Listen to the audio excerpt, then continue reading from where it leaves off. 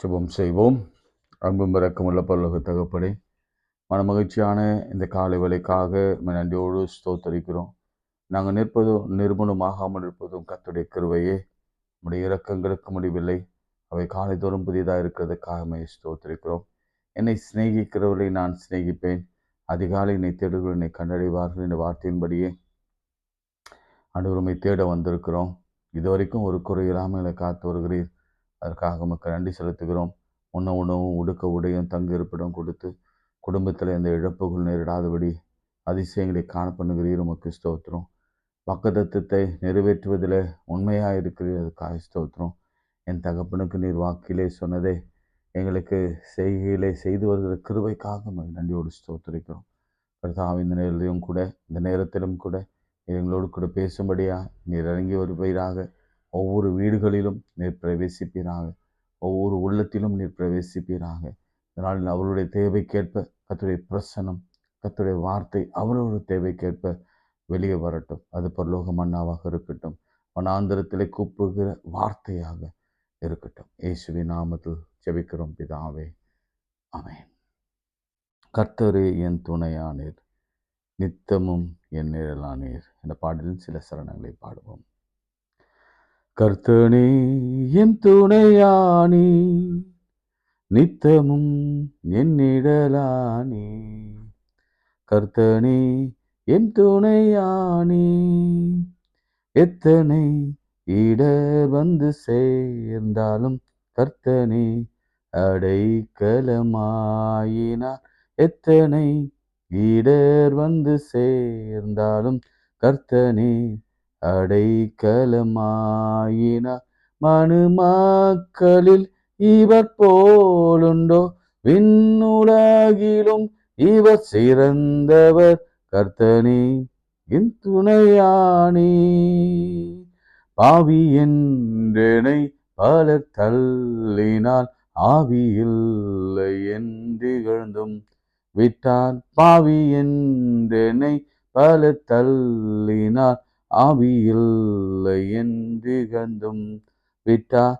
ராஜாவும் அன்பு என்னை கண்டது, உம்மை போலையா எங்கும் கண்டதில்லை. கர்த்தனே என் துணையானே, நித்தமும் என் நிழலானே. கர்த்தனே என் துணையானே. சுற்றத்தாரும் காலத்தில் குளிர்ந்திட்டார், நம்பினோரும் எதிராக வந்திட்டார். சுற்றத்தாரும் காலத்தில் குளிர்ந்திட்டார், நம்பினோரும் எதிராக வந்திட்டார். கொள்கை கூறிய பலர் பிரிந்திட்டார், ஐயா உம்மை போல் யான் எங்கும் கண்டதில்லை. கர்த்தனே என் துணையானே. ஆயிரம் நாவுகள் நீ தந்தாலும் ராஜனே உம்மை பாடக்கூடுமோ? ஆயிரம் நாவுகள் நீ தந்தாலும் ராஜனே உம்மை பாடக்கூடுமோ? ஜீவனை உமக்களிக்கின்றேனே, உம்மை போலையா எங்கும் கண்டதில்லை. கர்த்தனே என் துணையானே, நித்தமும் என் நிழலானே. கர்த்தனே என் துணையானே. கைகளை ஓட்டி நேற்று எலியா ஜெபித்தது போல முதலாவது மழை நிற்கட்டும் என்று கருத்தாய் ஜெபித்தான். இரண்டாவது கேட்டருளும் கேட்டருளும் என்றான். அப்பொழுது நெருப்பு அக்கினி பரலோகத்திலிருந்து இறங்கி வந்து பட்சித்து போட்டது, நக்கி போட்டது. மூன்றாவது எடுத்துக்கொள்ளும் எடுத்துக்கொள்ளும் என்றான். ஆண்டவரே, இந்த வேளையிலும் கூட நாங்கள் எப்படி ஜெபிக்க வேண்டும் என்பதெல்லாம் நீர் கற்றுக் கொடுத்து வருகிறேன். எலியா எங்களைப் போல பாடுள்ள மனுஷன்தான். வியாதி, பலவீனங்கள், சோர்வுகள், பிரச்சனைகள், துன்பங்கள் வருகிற பொழுது, எதிர்ப்புகள் வருகிற பொழுது, மரண கட்டுகள், மரண இருள் வருகிற பொழுது நாங்கள் எலியாவை போல சோர்ந்து போய் நிற்கிறோம். பதில் இல்லாம தவித்து நிற்கிறோம். உம்மை நோக்கி பார்க்கிறோம். வசனம் சொல்லுகிறது, உம்மை நோக்கி பார்த்த முகங்கள் பிரகாசம் அடைந்தன, அவர்கள் முகங்கள் ஒருபோதும் வெட்கப்பட்டு போவதில்லை. கர்த்தருக்கு காத்திருக்கிறவர்கள் புது பலன் அடைந்து கழுகளைப் போல சட்டைகள் எடுத்து எழும்புவார்கள். அவர் ஓடினாலும் இளைப்படையார்கள், நடந்தாலும் சோர்ந்து போவார். என்னை நோக்கி கூப்பிடு, நான் உனக்கு மறு உத்தரவு அருளிச் செய்து எட்டாததும் அறியாததுமான பெரிய காரியங்களை செய்வேன். ஆராய்ந்து முடியாத எண்ணற்ற காரியங்களை கர்த்தர் செய்கிறார். ஆண்டவரே, இந்த வேளையிலும் கூட ஜீவனுக்காக, ஆண்டவரே வாழ்வுக்காக நான் என்ன செய்யணும் என்ற ஒரு பெரிய கேள்விக்காக உம்மை நோக்கி பார்க்கிற ஒவ்வொருவருக்கும் கர்த்தர் பதில் கொடுப்பீராக. பலவீனத்தின் மத்தியில, வியாதிகள் மத்தியில, பிரச்சனைகள் மத்தியில, உபாதைகள் மத்தியில, கிட்னி இஷ்யூஸ் மத்தியில, இருதயத்தின் வலி மத்தியில, நுரையீரல் பாதிக்கப்பட்டு கேன்சரால பாதிக்கப்பட்டிருக்கிற சூழ்நிலையில உம்மை நோக்கி பார்க்கிற ஒவ்வொருவருக்கும் தழும்புகளாலே குணமடைய செய்வீராக. இப்பொழுது நம்முடைய பிரசனம் ஒவ்வொரு வீடுகளிலும் இறங்கி வரட்டும் இயேசுவின் நாமத்தினாலே. என் நாமத்தினாலே எதை கேட்டாலும், நீங்க சொல்லியிருக்க, திரும்ப திரும்ப சொல்லுங்க, என் நாமத்தினாலே எதை கேட்டாலும் அதை செய்வேன்னு சொன்னீர்களவா? இயேசுவின் நாமத்திலே கேட்கிறோம். சொல்லுங்க, இயேசுவின் நாமத்திலே கேட்கிறோம், இயேசுவின் நாமத்திலே கேட்கிறோம். இயேசுவின் நாமத்திலே சுகம், இயேசுவின் நாமத்திலே விடுதலை, இயேசுவின் நாமத்திலே குழந்தை பாக்கியம், இயேசுவின் நாமத்திலே திருமண வாழ்க்கை, இயேசுவின் நாமத்திலே கடனிலிருந்து விடுதலை, இயேசுவின் நாமத்திலே எங்க சத்துருக்கள் எரிந்து போகட்டும். இயேசுவின் நாமத்தினாலே தேவைகள் எல்லாம் சந்திக்கப்படட்டும். இயேசுவின் நாமத்தினாலே உம்மை மகிமைப்படுத்தும்படி இதை செய்யுங்க. இயேசுவின் நாமத்தில் ஜெபிக்கிறோம் பிதாவே, ஆமென். பிரியமானவர்களே, நேற்று எலியாவை குறித்து நாம சிந்தித்தோம். கர்த்தர் நம்மோடு கூட பேசினார். அதான் சில நேரங்களில ஆண்டவர் நம்ம அறியாமல் கேட்கிற சில காரியங்களுக்கு அவர் பதில் கொடுப்பதில்லை. அதான் ஒரே ஒரு எக்ஸாம்பிள் நேற்று நான் உங்களுக்கு சொன்னேன். என்ன எக்ஸாம்பிள்னா, என்னை எடுத்துக்கோங்கன்னு சொன்னதுக்கு நேற்று நான் சொல்லியிருக்கணும், ஒருவேளை ஆண்டவர் எஸ், உன் ஜெபம் கேட்கப்பட்டது, உன் விண்ணப்பம் கேட்கப்பட்டது, உன் கண்ணீரை கண்டேன், உன் வேண்டுதலை நான் கேட்டேன்.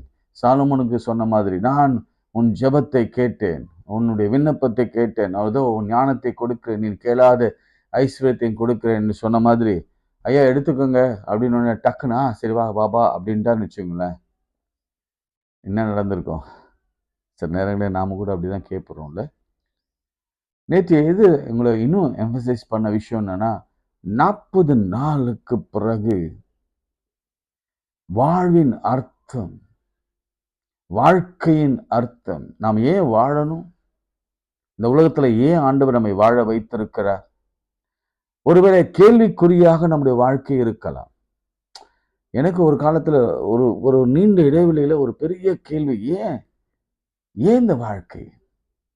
யாருக்கும் பிரயோஜனம் இல்லாத ஒரு வாழ்க்கை. கணவன் மனைவி பிள்ளைகள் இருந்தாலும் கூட ஏதோ ஒரு இடத்துல நம்முடைய தேவைகள் சந்திக்கப்படாம, வேலை இல்லாம, உயர்வு இல்லாம, உதாசீனப்படுத்தப்பட்டு வேதனையோடு கூட இருக்கிற சமயங்களில நம்முடைய பெரிய கேள்வி என்னன்னா, நாம ஏன் இந்த உலகத்துல வாழணும்? என்ன பர்பஸ்க்காக வாழணும்? யாருக்காக வாழணும்? எதற்காக வாழணும்? என்னதான் நம்முடைய வாழ்க்கையில நடக்குது அப்படின்ற ஒரு கேள்வி வரும். அந்த கேள்விதான் எலியாவுக்கு வந்தது. அந்த நீங்க சொன்னபடி செய்தேன், இது வரைக்கும் செய்தேன், ஆனா நாளைக்கு நான் சாக போறேன்ற ஒரு செய்தி வந்திருக்கு, அல்லது என்னை கொலை செய்ய போறாங்கன்னு ஒரு செய்தி வந்திருக்கு, இதுக்கு மேல என்ன இருக்கு அப்படின்ற ஒரு கேள்வி. இனி கூட ஒருவேளை நீங்க மரண இருளில இருந்து, அல்லது வாழ்க்கையின் ஓரத்துல வயதாகி மூப்பாகி, அல்லது ஒருவேளை பிரச்சனையின் எக்ஸ்ட்ரீம் போய் ஆண்டவரிடத்துல கேட்டு கேட்டு கேட்டு பதில் கிடைக்காம ஒரு லெவல்ல 18 வருஷம் 28 வருஷம் 38 வருஷம் 48 வருஷம், ஆண்டவரே என்னதான் நடக்குது? நீங்க இந்த 40 நாள் தேவனோடு இருக்கிறீங்கல்ல, ஃபாஸ்டிங், ஆண்டவரை தேடுறீங்கல்ல, உபவாசிக்கிறீங்களே, தாழ்மைப்படுத்துறீங்களே, சில தவிர்க்க வேண்டிய காரியத்தை தவிர்க்கிறீங்களா? உங்களால் முடிந்த வரைக்கும், நம்மால் முடிந்த வரைக்கும் அதை செய்கிறோம்ல. ரொம்ப ஆண்டவர் ரொம்ப எக்ஸ்ட்ரீமிஸ்டா நம்ம இருக்க ஒரு பிரியப்படல், அல்லது வெரி லாஃபுல்லா சட்ட திட்டத்தின்படியே எச்சை கூட முழுங்காம அப்படிலாம் ஆண்டவர் என்றைக்கும் கேட்டதே கிடையாது. அப்படி இருக்கிற சமயத்தில் வாழ்வின் அர்த்தத்தை இன்றைக்கு நமக்கு அவர் விளங்க பண்ண போகிறார். The meaning of our life. எதுக்காக நான் வாழணும்? இப்போ இன்னைக்கு எலியா எதுக்காக இன்னும் வாழ வேண்டும்? ஒரே ஒரு போஜனத்தின் பலனாக 40 days ஃபாஸ்டிங் இருந்து நடக்கிறான். இது ஒரு வாக்கிங் ஃபாஸ்டிங் சொல்லலாம். கஷ்டங்க, ரொம்ப கஷ்டம் இல்லை? ஃபாஸ்டிங் தான் நம்ம வீட்டில் முடங்கி போயிருப்போம். ஆனால் இவர் நடந்துட்டே இருக்கிறார் ஒரே ஒரு போஜனத்தின்படி. அது யார் கொடுத்த பலன்? கர்த்தர் கொடுத்த பலன். ஒரே மட்டும் என்ன உணவு? வார்த்தை தான் உணவு. எங்கிருந்து வந்து பலன்? கர்த்தருடைய ஆவி. பரிசுத்த ஆவி உங்கள் மேல் வரும் பொழுது நீங்கள் பலனடைந்து கழுகுகளை போல, பரிசுத்த ஆவி இடத்தில் வருகிற பொழுது நீங்கள் பலனடைந்து எருசலேமிலும் யூதாவிலும் சமாரியா முழுவதிலும் எனக்கு சாட்சியானீர். அத்துடைய ஆவி, வசனம், அந்த வார்த்தை. அதனால டெய்லி பைபிள் வாசிங்கன்னு நான் சொல்லுவேன். 40 days மாத்திரமல்ல, டெய்லி இந்த மன்னாவை போஷிங்க. அதுதான் ஸ்ட்ரென்த். பலவீனத்திலே பலன், சுகவீனத்திலே சுகம். ஆரோக்கியம் இல்லைன்னா இதுதான் நம்முடைய நாபிக்கு ஆரோக்கியம். நாபிக்கு ஆரோக்கியம். நாபின்னா என்னன்னு தெரியல, நீங்க பார்த்துக்கோங்க. நாபிக்கு ஆரோக்கியம். அவர் தழும்புகளாலே நம்ம குணமாகிறோம். சரி, எலியா ஏன் இந்த உலகத்தில் வைக்கப்பட்டார்? வாட் இஸ் த ரீசன் அப்படின்னு நம்ம பார்க்க போறோம். அதுதான் ஃபாஸ்டிங்க்கு பிறகு அவன் வாழ்க்கையை குறித்து ஆண்டவர் தீர்மானித்ததை நாம் இப்போ பார்க்க போகிறோம். சரிங்களா? உங்களுக்கு தான் இந்த வார்த்தை, எனக்கு தான் இந்த வார்த்தை. இந்த 40 நாள் முடிவில் இன்னும் நெருங்கிருச்சு.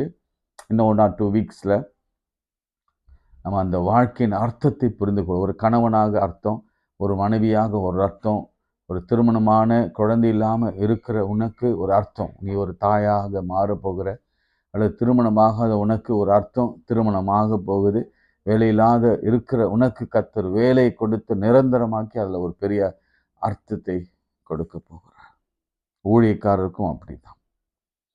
இப்போ அவன் எழுந்திருந்து புசித்து குடித்து 8ஆம் வசனம், ராஜாக்கள் 1 ராஜாக்கள் 19ஆம் அதிகாரம் 19th chapter. அவன் எழுந்திருந்து புசித்து குடித்த அந்த போஜனத்தின் பலத்தினால் 40 நாள் இரவும் பகலும் ஓரேப் என்னும் பர்வதம் மட்டும் நடந்து போனான். நல்லா திரும்ப சொல்றேன், 40 நாள் இரவும் பகலும் ஒரே போஜனத்தின் பலனாய் அவன் நடந்து போனான். அதுக்கப்புறம் நடந்து, உங்களுக்கு தெரியும், அவன் கெபிக்குள் வந்து தங்கினான். அப்பொழுது திரும்பவும் கர்த்தருடைய வார்த்தை அவனுக்கு உண்டாகி, எலியாவே, இங்கே உனக்கு என்ன காரியம் என்றார். என்னப்பா பண்றேங்க?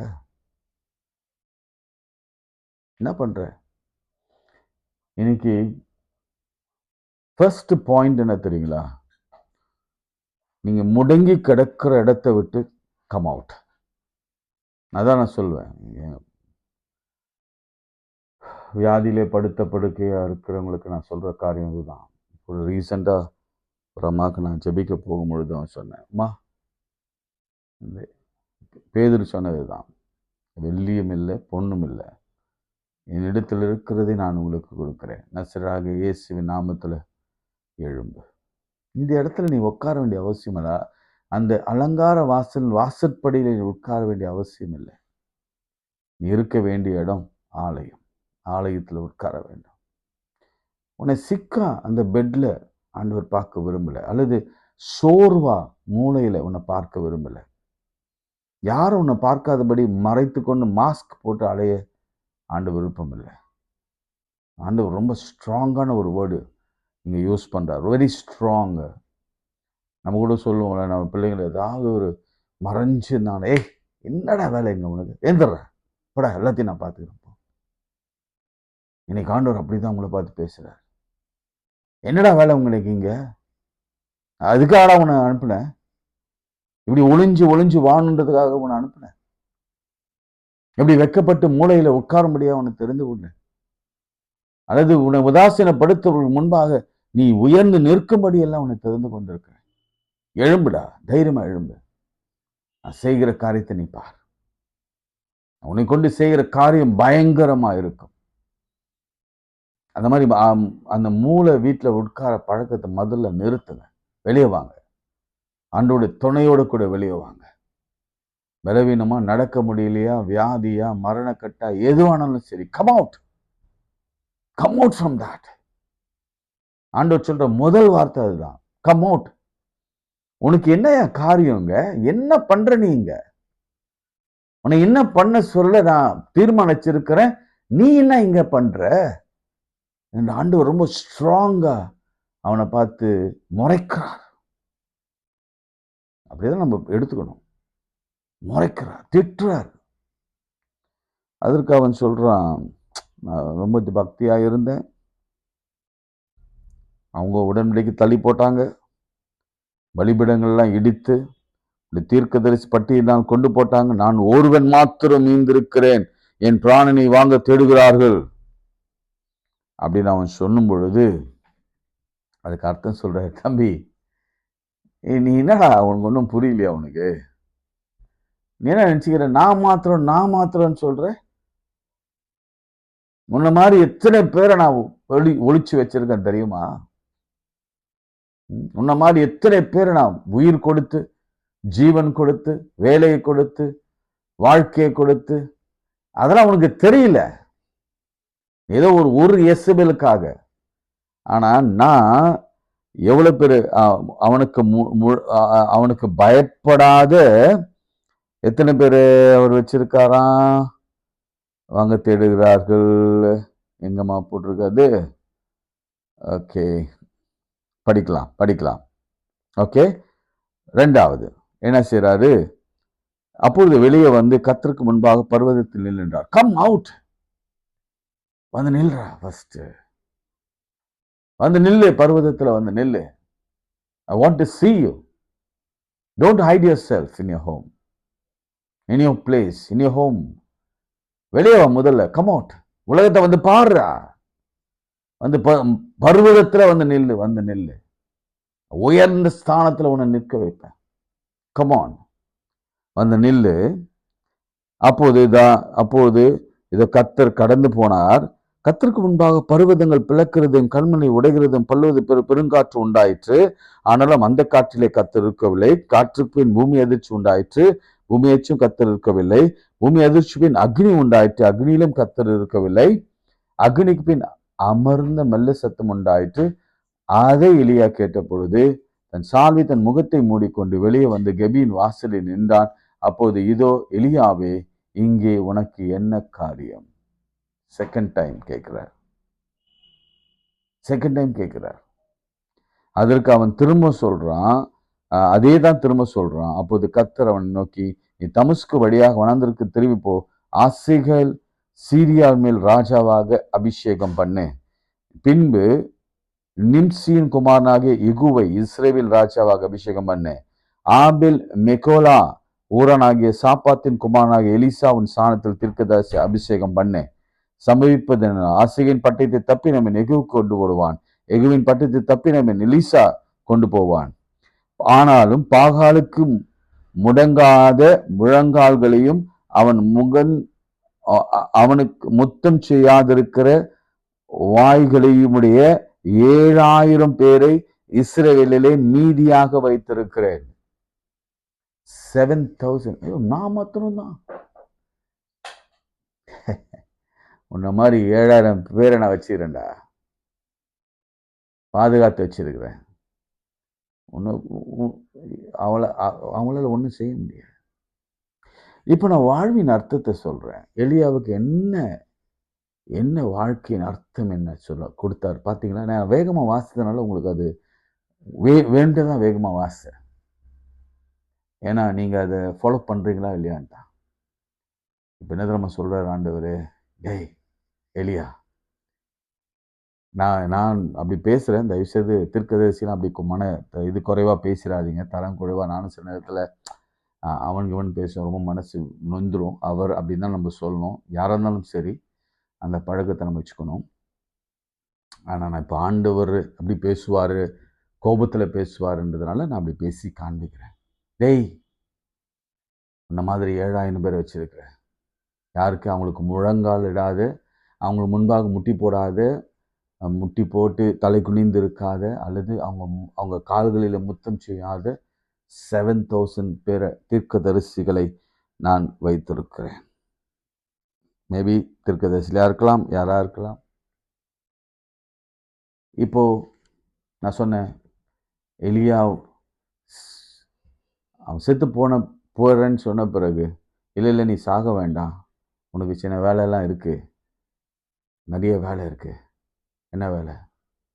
2 ராஜாவை நீ ஏற்படுத்தணும். பார்த்தீங்களா? 2 ராஜாவை ஏற்படுத்தணும். யார் யார? நிம்சியின் குமாரனாகிய ஏகு ராஜாவாக அபிஷேகம் பண்ணு. ஆபேல், மெக்கோலா, ஊரானாகிய சாப்பாத்தின் ஒரு தீர்க்கதரிசி. அதுக்கு முந்தி வசனம் 15 வசனம்.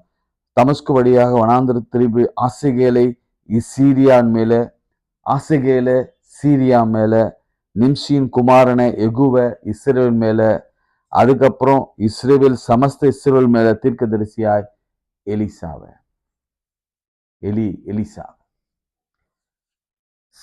நான் சாக போறேன்னு சொன்ன உடனே 2 கிங்க அதாவது 2 கிங்க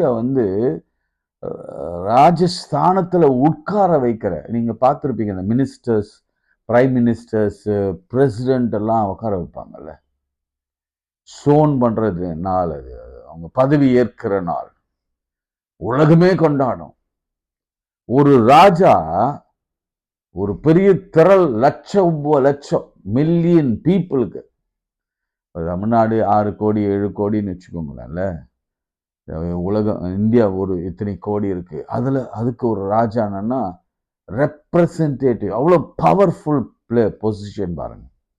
இப்போ யூஎஸ்க்கு ஒரு ஒரு பிரசிடென்ட் ஆண்டவர் கொடுத்தாருன்னு வச்சுக்கோங்களேன். யூஎஸ் இருக்கிற எல்லா மாகாணத்திற்கும் ஆளுகை செய்கிற பொறுப்பு, அதை தெரிவு செய்கிற பொறுப்பு யாருக்கு வந்ததுன்னா எலியாவுக்கு வந்தது. இப்போ பாருங்க, ஆண்டவருடைய திட்டம் பாருங்க. சாக போறவனு கொண்டு போய் நிறுத்தி ஒரு கிங் மேக்கரா 2 பேரு, அதுவும் ரெண்டு பிரிஞ்சு கிடக்கிற 2 இடத்த அவங்கள ராஜா வாக்குப்பா. என்ன மதிப்பு இருந்திருக்கும் யோசிச்சு பாருங்க. நீங்க யோசிச்சு பாருங்க. அவன் போவான், அந்த இடத்துக்கு போய் அரண்மனைக்குள்ள போகும் பொழுது, ஐயோ தீர்க்கதரிசி வந்துட்டாங்க. எதுக்கு வந்தாங்க? ராஜாவை அபிஷேகம் பண்ணும்படி வந்தாங்க. சவுல் அப்படிதான், தாவீது அப்படிதான், அதுக்கப்புறம் மகன் சாலமன் அப்படிதான், தீர்க்கதரிசி நார்த்தான், அதுக்கப்புறம் முன்னாடி சாமுவேல், அந்த வரிசையில எலியா. 2 ராஜாக்களை, அதாவது 2 கிங்டம். 2 கிங்டம்னா எவ்வளவு பவர்ஃபுல் பொறுப்பு பாருங்க. சோன் பண்றவங்க அவன் ரொம்ப சாதாரணமாக வாழ்க்கையை நினைச்சான். கர்த்தர் அவனை போய் பர்வதத்தில் உயர்த்தி வைத்தார். அது மாத்திரமல்ல, டேய் உனக்கு கீழே நான் ஒரு தீர்க்கதரிசி, நீ ரொம்ப ரொம்ப வேலை செஞ்சு கஷ்டப்படுவது, உனக்கு கொஞ்சம் ரிட்டையர்மெண்ட் வேணும்னு நினைக்கிறேன். ஸோ அடுத்து உனக்கு கீழே நான் ஒரு ஒரு ஒரு சக்சஸரை போடுறேன். அதுதான் எலிசா. அவனை அபிஷேகம் பண்ண. சரி, நீ உனக்கு கேட்ட மாதிரி உனக்கு நான் கொஞ்சம் ரெஸ்ட் கொடுக்குறேன். அடுத்தது என்ன தெரியுமா? அதுக்கப்புறம் எலியா சுழல் காற்றில் எடுத்துக்கொள்ளப்பட்டான். அது உனக்கு தெரியும், யோர்தான் நதிக்கரையில் எடுத்துக்கொள்ளப்பட்டார். அப்புறம் நான் உங்களுக்கு ஏற்கனவே இந்த கொஸ்டின் கேட்டிருக்கிறேன். ஆண்டவர் அந்த எலியாவை கொண்டு போய் வேறு இடங்களிலே வைத்து ஊழியத்தை நிறைவேற்றினார். அது நம்ம பைபிளில் இருக்கு. இந்த ஃபர்ஸ்ட் கிங்ஸ்க்கு அப்புறம் நிறைய கிங்ஸ் வந்தாங்க. அடுத்த கிங் 2 கிங்க்கு அவர் இடையில அவர் போய் அங்கே தீர்க்கதரிசியாய் இருந்து தன்னுடைய வேலையை கண்டினியூ பண்ணார். அவர் எப்போ இறந்தார் யாருக்கும் தெரியாது. அவர் எப்படி இறந்தார் யாருக்கும் தெரியாது. ஆனால் அவர் வாழ்ந்தார். இதுக்கு எல்லாத்துக்கும் காரணம் அந்த 40 நாள் ஆண்டவரோட 40 days இரவும் பகலும் நடந்தான். ஒரே மட்டும் நடந்தான் நடந்தான் நடந்தான். உங்க 40 நாள் முடிவில் இதெல்லாம் நடக்கலன்னா என்ன கேளுங்க. உங்களை ஏன் வச்சிருக்காரு உங்களுக்கு அர்த்தம் புரியும். இப்போ இந்த நிலையில நீங்க இருந்து எந்த நிலைக்கு போக போறீங்க, எத்தனை பேரை நீங்க உட்கார வைக்க போறீங்க, எத்தனை பேருக்கு வேலை தர போறீங்க, எத்தனை பேரை குணமாக்க போறீங்க, எத்தனை பேருக்கு ஹீலிங் நடக்க போகுது, எத்தனை பேருக்கு அதிசயங்க, எத்தனை பேர் குடும்பத்துல பெரிய பெரிய மிராக்கள் நடக்க போகுது, அதெல்லாம் நீங்க பார்ப்பீங்க. ஆஃப்டர் 40 days உண்மையா இருப்பீங்கன்னா, ஆஃப்டர் 40 days எசபேலுடைய நிகழ்ச்சி என்ன நடந்தது உங்களுக்கு தெரியும்ல. எசபேலுடைய ரத்தத்தை நாய்கள் நக்கி போட்டது. அது ஒரு தனி டாபிக். அது அவன் பயந்த அந்த எசபேலின் ரத்தத்தை நாய்கள் நக்கின. நான் நினைக்கிறேன், அப்படிதான் நினைக்கிறேன். ஒருவேளை நான் படித்ததை வச்சு சொன்னேன், அந்த வசனத்தை என்னால் உடனே எடுக்க முடியல. ஒருவேளை நீங்கள் எடுத்தீங்கன்னா எனக்கு அது இம்மீடியட்டாக நீங்கள் அனுப்புங்க. அடுத்த அதிகாரங்களிலே இருக்கும்னு நினைக்கிறேன் நான். எஸ், அப்படி நடந்தது. நான் குறித்து வச்சுருவேன், எல்லாத்தையும் நான் குறித்து வச்சுருப்பேன். பார்க்கலாம், ஒருவேளை உடனே எனக்கு கிடைச்சதுன்னா நல்லாயிருக்கும். எசபேல் போஜனமுடைய செழிப்பாக இருந்தது என்று அவளை கேட்டதற்கு பேலியாளின் மக்கள் சாங்கும்படி கல்லெறிந்தார்கள். பின்பு நாபோத் கல்லெறிந்து செத்தான் என்று சொல்லி நாபோத் கல்லெறிந்து இது 21 அப்படியே வரும். அப்படியே வந்துட்டு ராதபடிக்கு எசபேல் குறித்து கத்தனி எசபேல் எசிலையின் மேலே அருகே ரைட்டு மதில் அருகே தின்னும். அதாவது 23ஆம் வசனம், எசபேலையும் குறித்து கத்த நாய்கள் எசபேலின் இஸ்ரேலின் மதில்கள் அருகே தின்னும். ஆகாபின் சன்னதியில் பட்டணத்திலே சாகிறவன் நாய்களும் வெளியிலே சாகிற ஆகாய்த்து பறவைகளும் தின்னும் என்றார். தன் மனைவியாக எசபேல்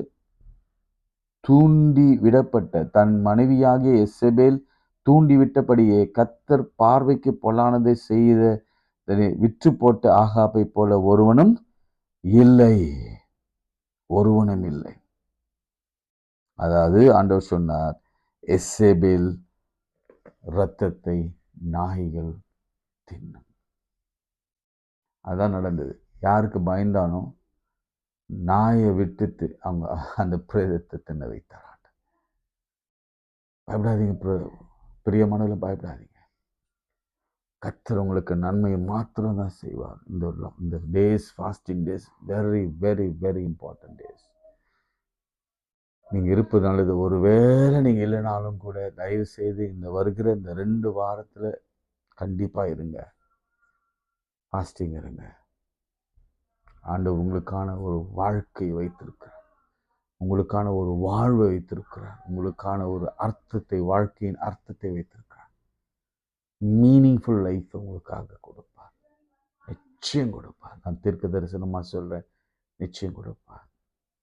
ரொம்ப நன்றி. இந்த ஜெபத்தில் நீங்கள் பங்கு பெறுவதற்காக நான் ஆண்டவரை ஸ்தோத்திரிக்கிறேன். இது நல்லா வளர்ந்து வருவதற்காக நான் ஆண்டவரை ஸ்தோத்திரிக்கிறேன். நிறைய மாநிலங்கள் பெங்களூர்லாம் போகிறதுக்காக நான் ஆண்டவரை ஸ்தோத்திரிக்கிறேன். வெளிநாடுகளுக்கும் போகிறதுக்காக ஆண்டவரை ஸ்தோத்திரிக்கிறேன். நீங்கள் ஜெபம் பண்ணுறீங்க, ஜெபம் பண்ணுங்கள். தொடர்ந்து எனக்காக ஜெபம் பண்ணுங்கள், என் குடும்பத்துக்காக ஜெபம் பண்ணுங்கள். இந்த ஊழியத்தை உங்கள் ஊழியமாக எடுத்து நீங்கள் ஜெபம் பண்ணுங்கள். ஏனென்றால் எனக்கு என்னென்னா, எப்படியாவது இந்த அதிகாலை ஜெபம் எல்லாரும் பண்ணணும். வார்த்தையாக நம்ம புரிந்து கொள்ள வேண்டும். இதில் எந்த கலப்படமும் இருக்கக்கூடாது, மாசு இருக்கக்கூடாது, பொய் பித்தலாட்டம்லாம் இருக்கக்கூடாது. அப்படி கர்த்தர் என்னை நடத்தணும்னு சொல்லி ஜெபம் பண்ணுங்க. எதுவும் வாய் பிதறி கூட தவறான வார்த்தைகளை நாம் பேசிடக்கூடாது அப்படின்னு சொல்லி ஜெபம் பண்ணுங்க. உதவி செய்ய விரும்புகிறவங்க நிச்சயம் உதவி செய்யுங்க. ஜெபம் பண்ணலாம். அன்பு மிரக்கமுள்ள பரலோக பிதாவே, மனமகிழ்ச்சியான இந்த காலை வேளைக்காய் ஸ்தோத்திரம். இந்த ஊழியத்திற்காக என்னோட கை கோத்திருக்கிற ஒவ்வொரு பிள்ளைகளுக்காக என்னோட ஸ்தோத்திரிக்கிறேன்.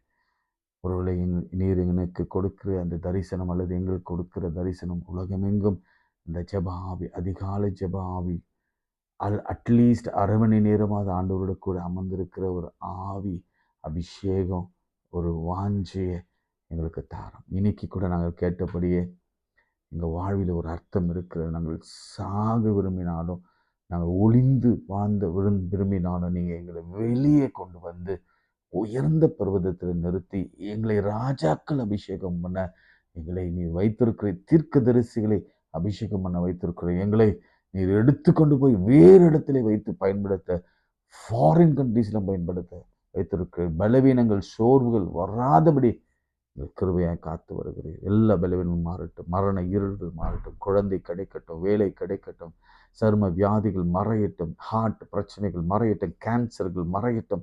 இயேசுவின் நாமத்தினாலே எழும்பட்டும். பலத்தினாலும் அல்ல, பராக்கிரமத்தினாலும் அல்ல, தேவனுடைய ஆவியினாலே. எனக்கு பேதுரு சொன்னதுதான் இன்னும் நல்ல ஞாபகம். என்ன சுய சக்தினால் அல்ல, சுய பக்தினால் அல்ல, என் இயேசுவினாலே இது ஆயிற்று என்று நாங்கள் ஜெபிக்கிறோம். என் நாமத்தினால் எதை கேட்டாலும் அதை தருவேன் என்றவர் இயேசுவின் நாமத்தினாலே. விசேஷமா எங்களுக்கு முன்பாக நிற்கிற எசபேலின் ஆவிகள்,